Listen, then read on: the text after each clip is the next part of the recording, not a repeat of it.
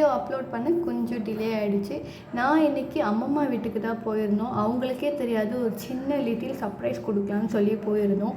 போய் உடனே பார்த்தீங்கன்னா ரொம்பவே ஷாக் ஆகிட்டாங்க. போகிற வழியிலே வந்து ஹைவேஸில் சாப்பிட்டுட்டு தான் போகணும். போகிற வழியிலே பிரியாணி, ப்ரெட்டு, பிஸ்கெட்டு, கொஞ்சம் ஸ்நாக்ஸ்லாம் சொல்லி அம்மம்மாவுக்கு வாங்கியிருந்தோம். இது பார்த்திங்கன்னா ஆதி காலத்தில் இந்த மாவு மிஷின் நம்மளாம் இப்போ கிரைண்டரில் அரைப்போம். அப்போ அவங்களாம் வந்துட்டு வீட்டிலே ஆட்டுவாங்க. அந்த ஆட்டுக்கல் கூட எல்லாமே இருக்குது. நான் நெக்ஸ்ட் வீடியோவில் உங்களுக்கு அப்லோட் பண்ணுறேன்.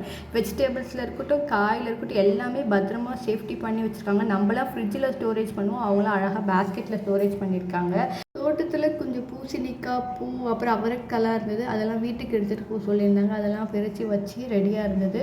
வாழை இலை கட் பண்ணி சாப்பிட ஆரம்பிச்சிட்டோம். இனி 2 நாளைக்கு வீட்டில் பூசணிக்காய், அவரைக்காய், வாழை இலை தான்.